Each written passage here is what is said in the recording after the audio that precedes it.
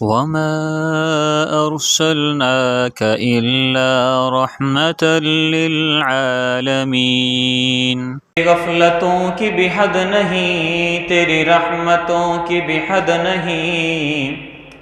میری غفلتوں کی بھی حد نہیں، تیری رحمتوں کی بھی حد نہیں، نہ میری خطا کا شمار ہے نہ تیری عطا کا شمار ہے۔ میری غفلتوں کی بھی حد نہیں، تیری رحمتوں کی بھی حد نہیں، نہ میری خطا کا شمار ہے نہ تیری عطا کا شمار ہے۔ معزز سامعین کرام، اللہ تعالیٰ کے حضور دعا ہے کہ اللہ تعالیٰ جو الفاظ میری زبان سے ادا کروائیں، حق اور سچ ادا کروائیں، اور مجھے اور آپ کو اس پر عمل کرنے کی توفیق عطا فرمائیں۔ سامعین کرام، ربیع الاول کا بابرکت مہینہ رواں دواں ہے، اور اس مہینے میں جو ہم لوگ باقاعدہ محافل کرتے ہیں، جلسے کرتے ہیں، اس کا مقصد یہ نہیں کہ اپنی باقی عبادتوں کو چھوڑ کر صرف ایک عبادت کے پیچھے لگ جائیں، اپنی نمازوں کو چھوڑ دیں اور اس عبادت میں لگ جائیں کہ آپ صلی اللہ علیہ وسلم کا میلاد منانا ہے۔ اس کا یہ مقصد نہیں کہ 12 ربیع الاول یا ربیع الاول کا مہینہ ہے تو اس میں ہم نے باقی تمام کی تمام عبادات کو چھوڑ دینا ہے، یا پھر اس کا مطلب یہ نہیں کہ سر بازار پوری دنیا کو یہ بتانا ہے کہ میں محمدی ہوں، میں محمد صلی اللہ علیہ وسلم کا امتی ہوں۔ قرآن پاک میں اللہ رب العزت کا فرمان ہے،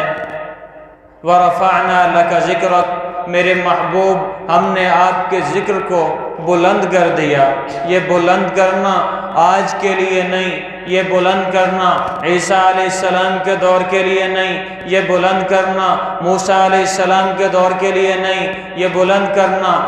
یوشع علیہ السلام کے دور کا نہیں، یہ بلند کرنا یوسف علیہ السلام کے دور کا نہیں، آدم علی نبینا علیہ السلام کے دور سے ہی اس نام کو بلند کیا گیا۔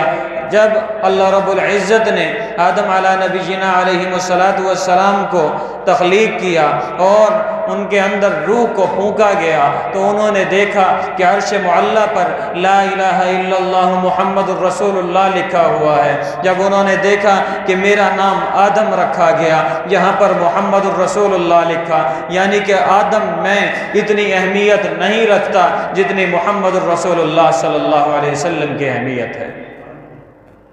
اگر مجھے یہ ثابت کرنا ہے کہ میں محمدی ہوں تو اس کا طریقہ یہ ہے اپنے اعمال کو محمدی بنا لوں، اپنے افکار کو محمدی بنا لوں، اپنے اغیار کو چھوڑ دوں، اور اگر نہیں تو پھر اغیار کو محمدی بنا لوں، اپنے کاروبار کو محمدی بنا لوں، اپنی گھرداری کو محمدی بنا لوں۔ اگر میں محمدی محمدی محمدی چلاتا پھروں گا، اس سے یہ ثابت نہیں ہوتا کہ محمدی ہے۔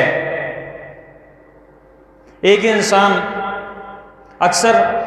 آپ حضرات دیکھتے ہیں لاری اڈے پر چلے جائیں، وہاں پہ ایک آدمی صدا بلند کرتا ہے، لاہور جانا ہے، پشاور جانا ہے، فلاں جگہ فلاں جگہ فلاں جگہ۔ وہ جو آدمی آوازیں دے رہا ہوتا ہے، حقیقت میں اس بس کے ساتھ اس کا کوئی تعلق نہیں ہوتا، نہ تو وہ اس بس کا کنڈکٹر ہے اور نہ ہی وہ اس بس کا ڈرائیور ہے۔ آپ منڈی میں چلے جائیں، پیاز کی ڈھیری لگی ہے، آلو کی ڈھیری لگی ہے،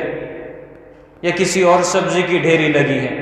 ان سبزیوں کے ڈھیری پر ایک شخص آواز لگانے والا ہوتا ہے۔ وہ شخص جو آواز لگانے والا ہوتا ہے، نہ تو اس نے کھیت میں سے کاٹا، نہ اس نے کاشت کیا، نہ اس کی کٹائی کی، اور نہ اسے منڈی تک لایا، اور نہ ہی وہ اس سبزی کا مالک ہے۔ ہاں، کچھ بھی نہیں، مگر صدا بلند کرتا ہے۔ اور ہم لوگ کیا کرتے ہیں؟ جب معاملہ محمد الرسول اللہ صلی اللہ علیہ وسلم کا آتا ہے، ہم لوگ یہ کرتے ہیں کہ وہی جو بس کے باہر کھڑا شخص آوازیں لگا رہا ہے کہ آؤ فلاں جگہ جانا ہے تو بس پر سوار ہو جاؤ، اب بندہ جا کے پوچھے کہ کیا تو بس پہ سوار ہوگا؟ جواب ملے گا نہیں۔ کیوں؟ اس وجہ سے بس مکمل ہوگی، یہاں سے روانہ ہوگی، دوسری بس لگے گی، اس کے لیے میں دوبارہ صدا بلند کروں گا۔ ہم لوگوں نے وہی کام کر رکھا ہے، نہ تو مال میرا لگا،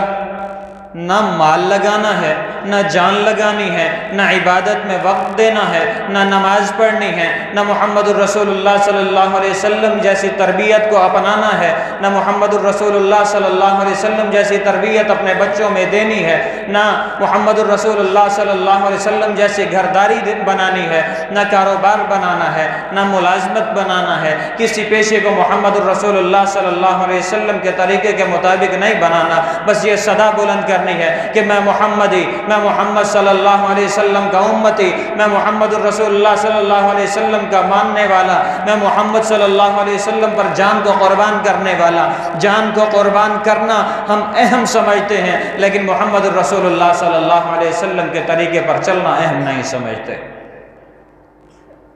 آج ہمیں ضرورت اس امر کی ہے کہ ہم اپنے بچوں میں اس بات کا شعور پیدا کریں کہ محمد الرسول اللہ صلی اللہ علیہ وسلم کا طریقہ کیا تھا۔ خدا کی قسم، خدا کی قسم، خدا کی قسم، آج اگر ہم لوگوں نے اپنے بچوں کی تربیت دین کے مطابق نہ کی، ہم نے گزر جانا ہے، ہماری لاشیں قبروں میں پہنچ جائیں گی، ہماری لاشیں قبروں میں پہنچ جائیں گی، اور ہماری آنے والی نسل یہ سمجھے گی کہ لبرلزم ہی اصل اسلام ہے، اسلام کی تو کوئی اوقات ہی نہیں سمجھے گی۔ جو چیز ہندوؤں نے ہم لوگوں میں ڈال دی اسی کو اسلام سمجھا جائے گا، جو انگریز نے ڈال دی، جو یہودی نے ڈال دی، جو نصرانی نے ڈال دی، ہم اسے اسلام مان لیں گے، ہمارے بچے اسے اسلام مان لیں گے۔ یاد رکھو کہ اگر ہماری تربیت میں کمی ہوئی، ہمارے مرنے کے بعد روز قیامت تک ہماری اولاد اگر سیدھے راستے پر نہیں آتی تو قیامت کے روز تک وہ سلسلہ جاری رہے گا، وہ غلط کام کا سلسلہ جاری رہے گا، اور جب تک وہ جاری رہے گا تب تک قبر میں عذاب ملے گا، اور جب قبر سے آگے چلے جائیں گے پھر پل صراط کا معاملہ، حشر کا معاملہ آئے گا، وہاں تپتی زمین ہوگی، سورج سوا نیزے پر ہوگا، برداشت نہیں کر پائیں گے، پل صراط کا مقام آئے گا، بال سے باریک تلوار سے تیز، 1500 سال کا سفر، 500 سال کی چڑھائی، 500 سال کا سیدھا راستہ، 500 سال کی ڈھلان، وہ سارا 1500 سال کا جب راستہ طے کریں گے، یقین جانے اس وقت ہم لوگ ایک قدم بھی نہیں رکھ پائیں گے، اس وجہ سے کہ ہم نے اپنی نسل کو بگاڑا، ہماری نسل نے اپنی نسل کو بگاڑا، نسل در نسل یہ نظام چلتا رہا، اور روز قیامت جب لوگ اسی فتنہ میں ملوث تھے، ہم قبر میں عذاب لے رہے تھے، قیامت کا میدان سج گیا، قیامت کے میدان جب سجا ہم لوگوں کو بلایا گیا، تپتی زمین پر کھڑا کیا گیا۔ یاد رکھو کہ آج ہمارے اس شہر میں اگر گرمی پڑتی ہے، یقین سے کوئی یہ بات کہہ دے کہ اس گرمی میں بڑا ہی پرسکون رہتا ہے۔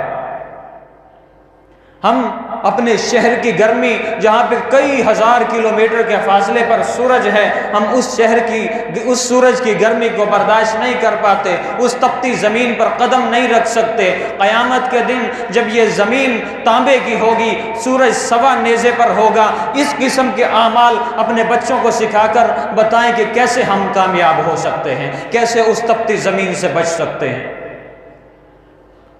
مسلمان کے لیے وہ زمین نہیں، اللہ کی عبادت کرنے والے کے لیے وہ زمین نہیں، اللہ رب العزت کو ماننے والا، اللہ کے نبی صلی اللہ علیہ وسلم کو ماننے والا اور ان کی ماننے والا اگر اس دنیا سے جاتا ہے، روح قبض کرنے والے جو فرشتے آتے ہیں وہ خوشبوئیں لگا کر بڑے ہی احسن طریقے سے آتے ہیں، اور جب روح قبض کی جاتی ہے تو اسے آسمان پر لے کے جایا جاتا ہے، وہاں فرشتے کھڑے ہوتے ہیں، وہ پوچھتے ہیں کہ کون ہے؟ جواب ملتا ہے کہ یہ وہ شخص ہے جو اللہ کی زمین پر اللہ کے نظام کو قائم رکھے ہوئے تھا۔ وہ فرشتے سلام کرتے ہیں، سلام کرنے کے بعد اندر داخل کیا جاتا ہے، اللہ رب العزت کے بارگاہ میں پیش کیا جاتا ہے۔ اللہ رب العزت جاننے کے باوجود پوچھتے ہیں کہ کس کی روح کو لائے ہو؟ فرشتے جواب دیتے ہیں کہ یا اللہ، یہ تیری زمین پر تیرے نظام کو قائم کرنے والا تھا۔ اللہ رب العزت کو سلام کیا جاتا ہے، اللہ سلام کا جواب دیتے ہیں اور فرماتے ہیں کہ اس شخص کو اس کی روح کے پاس پہنچا دیا جائے۔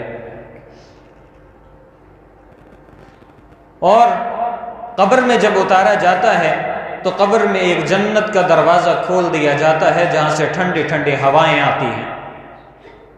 کوئی ایک شخص آدم علیہ نبی جینا علیہ والسلام سے لے کر اب تک کا کوئی ایک شخص ایسا بتائیں جو باقی رہا ہو یا جس نے دنیا سے جانا نہ ہو۔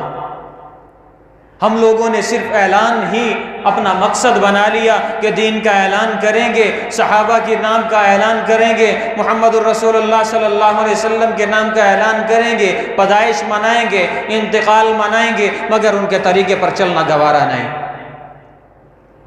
ہم لوگوں نے اپنے طریقے سے اپنے دین کو قائم کر رکھا ہے۔ اگر کہا جائے کہ بھائی یہ طریقہ اسلام کا نہیں، ہمیں جواب دیا جاتا ہے کہ جو ہمارے باپ دادا کرتے تھے کیا وہ غلط کرتے تھے؟ اللہ کی قسم، محمد الرسول اللہ صلی اللہ علیہ وسلم نے جب اعلان نبوت کیا تھا فرمایا تھا کہ اے لوگوں لا الہ الا اللہ پڑھ لو کامیاب ہو جاؤ گے۔ ان لوگوں نے پتہ کیا جواب دیا تھا کہ اے محمد صلی اللہ علیہ وسلم، آپ